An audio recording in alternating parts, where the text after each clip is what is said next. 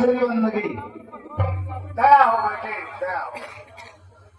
तो क्या कहना चाहते हो? आप ये बताएं कि जब मैं प्रतिदिन यहाँ आया करता था तो देखता था कि आप बड़े एवं चमन खुशी मन से यहाँ बैठा करते थे। आज बात क्या है, मैं कुछ समझ नहीं पा रहा हूँ कि आज आप इतना चिंतित मुद्रा में क्यों बैठे हैं? यदि सुनना चाहते हो तो सुनो। देश काल परिस्थितियों का शायद तुझे अनुमान नहीं है। ये अंग्रेजी फौज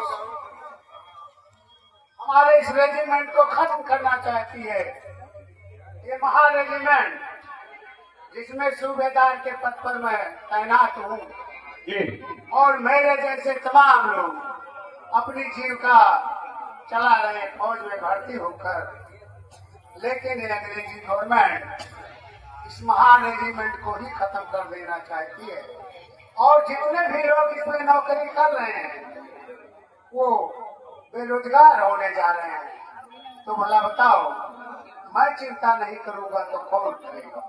वो तो आप सही कह रहे हैं, लेकिन इसका कोई उपाय जरूर होगा। चिंता करने से थोड़ा ये सब बच जाएगा। देखो बेटा, ऐसा है, ये अंग्रेजी सरकार यहाँ शासन करने के लिए आई, किसी का उद्धार करने के लिए नहीं आई। ये चाहती है कि देश पर शासन करे और वो निर्बाध रूप से शासन करता रहे। परंतु यहाँ के देशी राजाओं ने बार बार जान किचलर से मिलकर के और ये जो है सिफारिश की है कि ये महार के लोग, ये शूद्र समाज के लोग जब मिलिट्री में है, फौज में है, हम लोग इनके पास जाते हैं तो हमारा स्पर्श होता है और हम छू जाते हैं, अपवित्र हो जाते हैं। इसलिए इस रेजिमेंट को ही आप खत्म कर दो। और ये जान किचलर ने प्रस्ताव पास करके महारानी विक्टोरिया के पास भेज दिया है। अब ये हम लोगों की नौकरी तो जाने ही वाली है। मैंने जान किचलर से बात किया तो उन्होंने कहा कि रामगिराव, तुम नहीं जानते हो, तुम ये ध्यान दो कि 1857 का गदर जो हुआ था वो जो है कारतूस में गाय और सूअर की चर्बी को लेकर हुआ था, धर्म के मामले को लेकर हुआ था और जिसमें बहुत बड़ा बगावत हुआ। उस बगावत को शांत करने के लिए हम लोगों को बड़ी परेशानी उठानी पड़ी।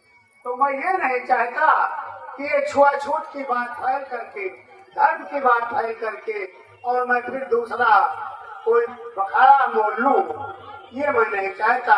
इसलिए अपनी कुशलता के लिए, अपने राजकाज को निर्बाध रूप से चलाने के लिए मैंने इस महारेजिमेंट को सस्पेंड करने का प्रस्ताव पारित कर दिया।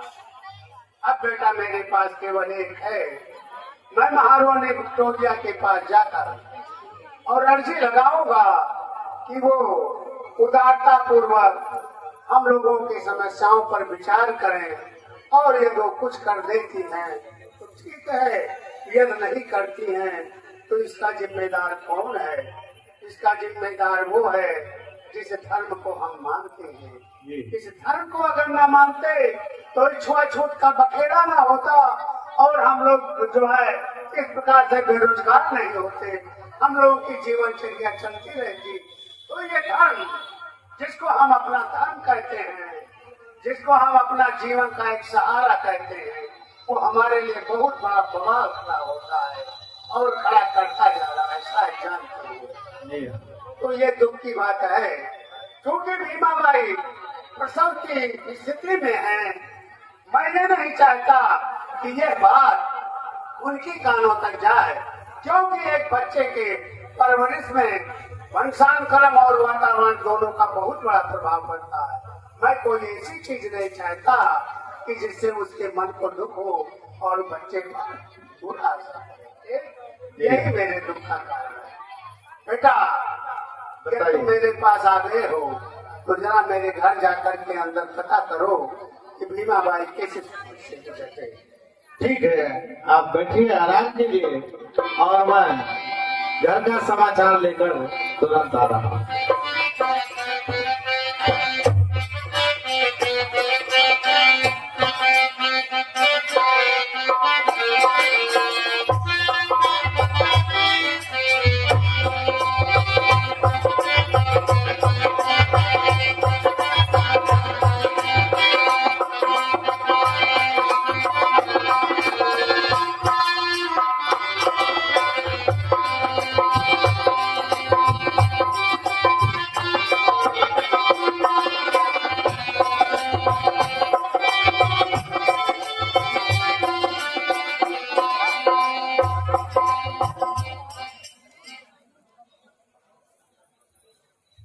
महाराज की जय हो। बधाई हो, बधाई हो, बधाई हो, दुहाई हो। ये तो बताओ किस बात की बधाई हो, क्या खबर लेकर के आए हो? घर में एक नन्हा सा बच्चा जन्म लिया। ओ, तो ये खुशखबरी काका श्री को बता करके तब जाओ।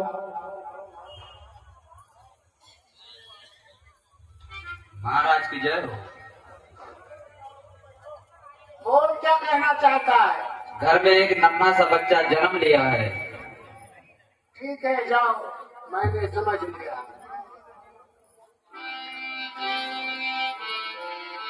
भतीजे, जी तुमने सुन लिया? हाँ, जा रहे थे रास्ते में ये मिल गया, घर तक जाने नहीं दिया, तो पूरा बात इसने बता दिया है। माता भीमाबाई ने बच्चे को जन्म दिया है। अब आगे बताइए, चलो, जो समस्या थी वो खत्म हुआ।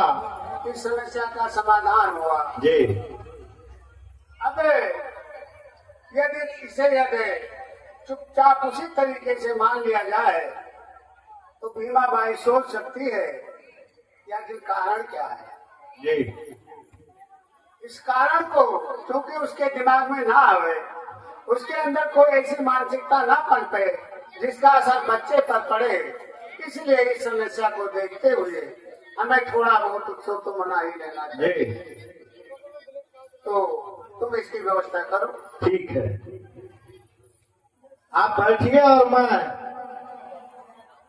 कुछ मनोरंजन करने वालों को और गीत गौनई गाने वालों को इकट्ठा कर देता हूँ। नाच गीत हो, प्रोग्राम किया जाए बढ़िया।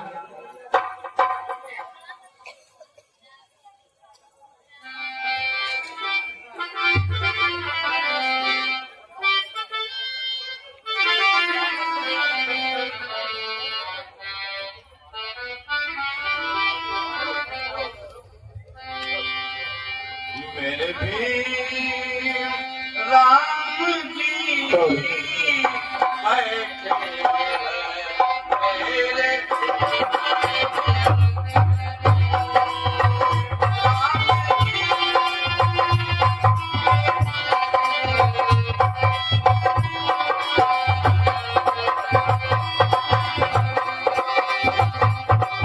ये बताओ, ये जानते हो कि राम जी राव के यहाँ एक नवजात बच्चे का जन्म हुआ है, याद हो ना? तो उस उपलक्ष्य में हमें कुछ ये ना प्रोग्राम करे वाला बनाई चाहिए। क्या बोला अरे मेरे दोनों का ठीक है। अरे कहा ये कि भूमि धर्म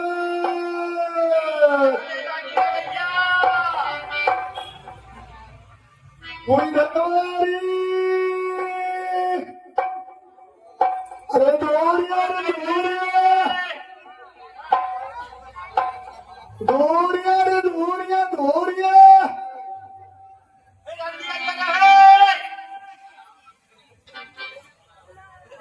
अरे कहाँ रे दादा? अरे कहा थे कहा इधर मुझ दोरी है। अरे आवत ही रे, ये आवत ही रे, खजूरी पकड़त रही। तो भूल के घरे ले जा।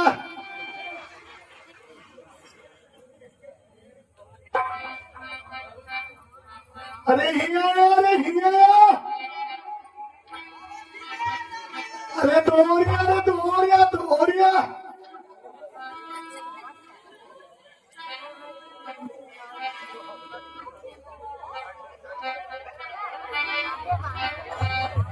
दुर्योधन